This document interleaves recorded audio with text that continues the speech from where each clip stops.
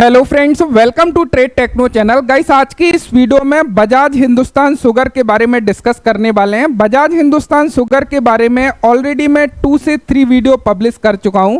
सबसे पहले 2 मंथ पहले मैंने वीडियो बनाया था जहां पर डिटेल में मैंने क्लियर किया था कि एक्चुअल में जितनी भी शुगर मिल्स कंपनी है वो फ्यूचर में क्यों ग्रोथ करने वाली हैं। एथनॉल ब्लाइंडिंग जो अभी हम लोग फ्यूल में कर रहे हैं, बेसिकली वो किस प्रकार एक शुगर कंपनी के लिए वरदान साबित हुआ। देन यहां से वो सारा रिफ्लेक्ट आप लोग चार्ट के ऊपर देख सकते हो। लेकिन रिसेंट में मैंने लगभग 4 जून को वीडियो पब्लिश करी थी जहां पर मैंने 4 स्टॉक के बारे में डिस्कस किया था कि ये वो समय है जहां पर यदि आप लोग 4 स्टॉक को पिक करते हो तो डेफिनेटली एक अच्छी अपॉर्चुनिटी बन सकती है। उसमें मैंने बजाज हिंदुस्तान शुगर को भी पिक किया। देन वहां पर हम लोगों ने देखा था कि एक पैटर्न बना था जिसके आधार पर जो हमारा टेक्निकल टारगेट बेसिकली निकल के आ रहा था 42 रुपीस का, जहां से 35% गेन नजर आ रहे थे, वो 8 डेज में कंप्लीट हो चुके हैं। आज के दिन वो टारगेट अचीव हो चुका है। अब सबसे बड़ा सवाल ये आता है, क्या फ्यूचर में इस कंपनी में और हम लोगों को होल्ड करना चाहिए? क्या फर्दर नए टारगेट के लिए हम लोगों को बैठना चाहिए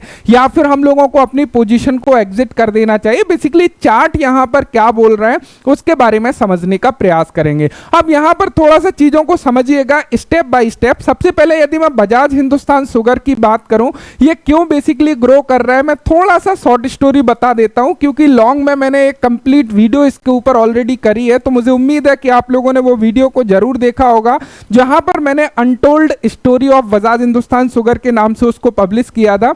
यहां पर बेसिकली क्या है, यदि हम लोग बजाज हिंदुस्तान शुगर को देखने लगे तो ये गन्ने से शक्कर को प्रोड्यूस करती है। अब यहां पर इससे पहले ये कंपनी की इतनी बुरी हालत क्यों थी? बिकॉज उस समय पर ये ओनली शुगर का प्रोडक्शन कर रही थी और इंडिया में बेसिकली दिक्कत क्या है कि काफी ज्यादा शुगर केन जो है किसान उगाते हैं और उनसे काफी ज्यादा मात्रा में शुगर जो है प्रोड्यूस होती है और इस वजह से शक्कर का प्राइस ज्यादा इंक्रीज नहीं हो पाता है। लेकिन जो कंपनी है वो शुगर केन को एक मिनिमम मूल्य पर खरीदती है क्योंकि वहां पर पॉलिटिक्स इन्वॉल्व होती है, क्योंकि जो किसान है उनको सरकार आश्वासन देती है कि आप गन्ने को उगाइए, आपको मिनिमम इतना मूल्य तो मिलेगा ही मिलेगा। तो कंपनी के ऊपर रिस्ट्रिक्शन रहती थी कि भाई आपको जो गन्ने का मूल्य है ना, इतना तो किसानों को देना ही पड़ेगा जिससे कि जो गन्ना वो उगा रहे हैं उनका जो मेहनत लगा है, जो पूंजी लगी है, एटलीस्ट वो बाहर आए और कुछ ना कुछ मुनाफा किसानों को हो। तो यहां पर मेन प्रॉब्लम क्या थी? कंपनी का मेन प्रॉब्लम यही था कि भैया शुगर हम लोग प्रोड्यूस कर रहे हैं, इधर शक्कर का प्राइस हम लोग बढ़ा नहीं पा रहे हैं, उधर शुगर केन हम लोगों को मिनिमम प्राइस वहां देना पड़ रहा है। तो जो प्रॉफिट मार्जिन है वो कंपनी के काफी कम या निगेटिव बेसिकली जा रहे थे, जिसकी वजह से जितनी भी शुगर मिल शुगर कंपनी थी वो घाटे के सौदे में जा रही थी। उसका पूरा इंपैक्ट आप लोग प्राइस के ऊपर देख सकते हो। जो 400 रुपए का प्राइस हुआ करता था वो 5 रुपए के प्राइस पर जाने लगा। देन फिर क्या चेंजेस आया भाई? कहीं ना कहीं एथनॉल ब्लाइंडिंग आया कि भैया एथनॉल आप लोग शुगर केन से बनाइए, उसको जो है फ्यूल में मिक्स करेंगे। देन वहां से क्या होगा, जो शुगर केन अभी पूरे के पूरे शुगर केन से शक्कर बनाई जा रही थी वहां पर वो एथनॉल बनेगा, फ्यूल में मिक्स होगा, देन वहां से वो फ्यूल के रूप में यूज करेंगे। तो इससे क्या फायदा हुआ? कंपनी को फायदा हुआ, जो शुगर का प्रोडक्शन ज्यादा था इंडिया में वो प्रोडक्शन कम हुआ, उसकी वजह से क्या होगा, वहां पर शुगर का प्राइस भी वो इंक्रीज कर पाएंगे। तो ये अभी आप लोगों ने 3 मंथ बैक जब इलेक्शन से पहले आप लोगों ने देखा होगा, न्यूज आया था कि कहीं ना कहीं जो एथनॉल प्रोडक्शन है उसको कंपनियों पर रोक लगाई थी गवर्नमेंट ने। उसका मेन रीजन क्या है कि अभी यदि वो शुगर केन से एथनॉल बनाने देते उस टाइम पर तो शुगर का प्राइस यदि प्रोड्यूस होता तो उसका इफेक्ट इलेक्शन के ऊपर पड़ता। तो वो मैंने डिटेल में कवर किया है उस वीडियो में, तो आप लोगों ने समझा। तो अभी क्या चीजें चल रही हैं, अभी कंपनी का प्रॉब्लम कहां खत्म हो गया कि कहीं ना कहीं जो शुगर केन है उससे पूरा का पूरा शुगर का प्रोडक्शन हो रहा था वो डिवाइड हो गया एथनॉल में एंड शुगर में, तो जिसकी वजह से शुगर का प्राइस भी इंक्रीज कर सकते हैं और एथनॉल पूरा का पूरा गवर्नमेंट बोल रही है कि भैया ये जो है ना आपको प्रॉफिट में हम लोग खरीदेंगे। तो दोनों तरफ से शुगर की जितनी भी कंपनियां हैं उनको फायदा होते हुए दिखाई दिया और उसका सीधा सीधा इंपैक्ट शेयर के प्राइस के ऊपर आप लोग देख सकते हो। अब थोड़ा सा हम लोग चार्ट के ऊपर नजर डालते हैं जहां पर चीजों को समझने का प्रयास करते हैं। बेसिकली आप लोग क्या देख रहे हो, चार्ट में हम लोग बार बार देख रहे हैं कि चार्ट जो है कब्बे तेंडल पैटर्न बना के देन ऊपर निकलने का बार बार प्रयास कर रहा है। अभी आप लोग देखोगे यहां पर हमने क्या देखा था, बेसिकली एक मेन रेजिस्टेंस जो हमारा था 35 रुपीस के आसपास जहां पर प्राइस रुक रहा था, इस वीक में वो जो है क्रॉस हो चुका है और फाइनली जो हमारा टारगेट था, यहां पर आप लोग देखोगे बहुत अच्छा कप विद हैंडल पैटर्न बना था। यदि इसका हम लोग टेक्निकल टारगेट बेसिकली देखने लगे तो 42 रुपीस के आसपास आया था। आई थिंक हम लोगों ने यदि निकाला था उस टाइम पे, यहां पे 42 रुपीस के आसपास कुछ हमारा टेक्निकल टारगेट बेसिकली था। यदि हम लोग यहां पर देखने लगे तो ये जो है आप लोग देखोगे, इसको यदि करेक्ट आप लोग ड्रॉ करोगे, ये 46 रुपीस के आसपास है। यहां पर एक और कप विद हैंडल पैटर्न यहां पर आप लोग कहीं देखोगे तो उसका 42 रुपीस था, हमने पिछली वीडियो में डिस्कस किया था। तो आई थिंक ये टारगेट हमारा अचीव हो गया था 42 रुपीस के आसपास का आज की डेट में। लेकिन यहां पर मैंने एक और चीज आप लोगों को बताया था, क्या महत्वपूर्ण है, यहां पर यदि वीकली चार्ट देखोगे, ये वीकली चार्ट है, वो डेली टाइम फ्रेम में आप लोगों को मिल जाएगा। यहां पर वीकली चार्ट में क्लियरली मैंने आपको बताया था कि कंपनी जो है फ्यूचर हम लोगों को क्लियरली नजर आ रहा है कि क्या फ्यूचर कंपनी का है, क्योंकि जो मेन प्रॉब्लम थी वो कहीं ना कहीं सॉल्व होते हुए नजर आई है।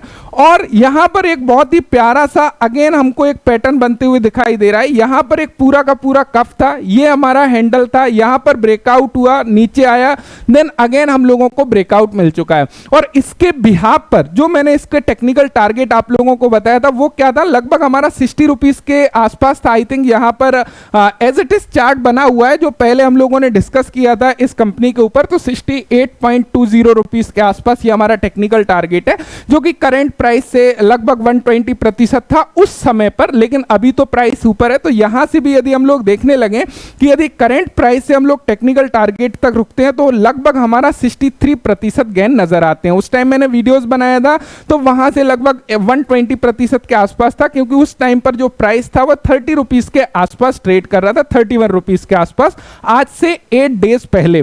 और आज से 8 डेज पहले यानी कि 4 जून को हम लोग देखने लगे ये स्टॉक प्राइस हमारा कहां पर था। 4 जून को मैंने इसके ऊपर वीडियो बनाया था। इवन टोटल यदि हम लोग देखें जितने भी 4 स्टॉक हम लोगों ने देखे सभी 5 to 6% तो ओपन ही है, जबकि यहां पर यदि इस स्टॉक को हम लोग देखने लगे 4 जून की डेट में यदि हम लोग देखें तो ये 4 जून को बेसिकली कहां पर था, ये इसने क्लोज किया था समवेयर अराउंड आप लोग देखोगे 29 रुपीस के आसपास।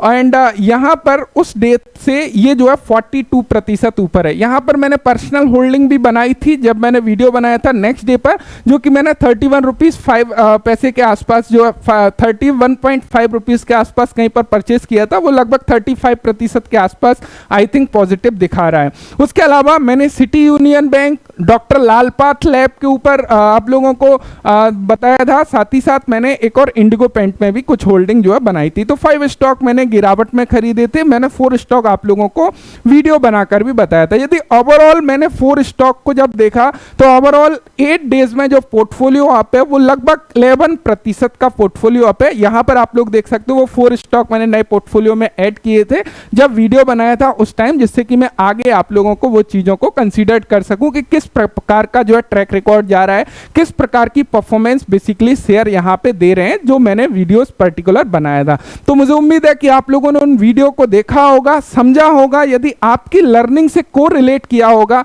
जब भी आप लोगों ने कोई ना कोई पोजीशंस जरूर बनाई होगी। मैं डेफिनेटली अभी भी बोलता हूं कि ये हर एक वीडियो मेरी एजुकेशनल पर्पस के लिए, कोई भी डिसीजन लेने से पहले केवल और केवल ये आपको गाइड करती है। यदि आपकी लर्निंग, आपकी समझ मेरी समझ से कोरिलेट कर जाती है, वहां पर आप अपना डिसीजन ले सकते हो, या आपका कोई फाइनेंशियल मैनेजर है या जो भी है फाइनेंशियल एडवाइजर है तो उससे एडवाइस लेके आप अपनी पोजीशन ले सकते हो।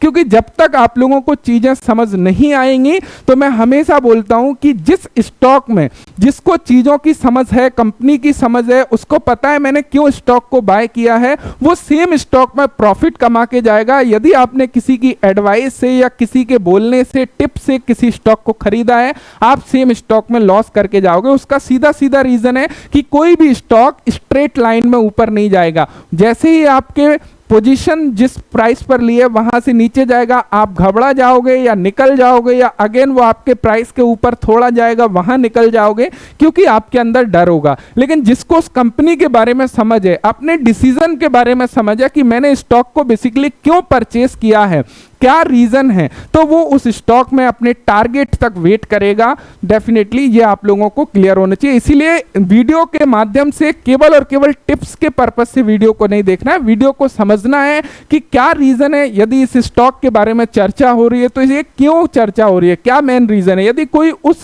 रीजन को नहीं क्लियर करके डायरेक्टली स्टॉक के बारे में बता रहा है तो वहां से डेफिनेटली आपको सावधान रहना चाहिए। तो यहां पर यदि मैं अपनी पर्सनल बात करूं, डेफिनेटली मैं नेक्स्ट टारगेट के लिए इसको होल्ड करूंगा 68 रुपीस के आसपास जो टारगेट है, क्योंकि मैंने जब परचेस किया था मैंने वो टारगेट तक बेसिकली इसको परचेस किया था जब इसमें ये पैटर्न बन चुका था। यदि आपने इस टारगेट के लिए इसको परचेस किया था, आपका जो टारगेट था वो यदि 42 रुपीस का टारगेट था या 46 रुपीस का टारगेट है, तो आपको अपने टारगेट पर एग्जिट करना चाहिए। यदि अगेन आपको मिलता है तो जो है अगेन उसको आप लोग परचेस कर सकते हो, क्योंकि इससे एक डिसिप्लिन मेंटेन रहता है कि आप जो है कहां पर बाय कर रहे हो और किस पॉइंट ऑफ व्यू से बाय किया था, कितना टेक्निकल टारगेट था, वहां पर आपको डेफिनेटली एग्जिट करना चाहिए। तो वो आपके पॉइंट ऑफ व्यू के ऊपर डिपेंड करता है कि आपने कितने टेक्निकल टारगेट के लिए क्या आपका टारगेट प्राइस सेट करके परचेस किया था, या फिर अभी आपको फर्दर होल्ड करना है या नहीं करना, वो आप लोग डिसीजन ले सकते हो। लेकिन नेक्स्ट टारगेट में भी मुझे यहां पर दिखाई देता है कि कहीं ना कहीं 68 रुपीस के आसपास ये विद इन 6 मंथ या 1 ईयर में जाते हुए दिखाई दे सकता है। सो आशा करता हूं ये वीडियो से इंफॉर्मेशन मिली होगी। काफी ज्यादा क्वेश्चन आप लोगों के आ रहे थे। Thank you so much video देखने के लिए। Thanks for watching and bye bye.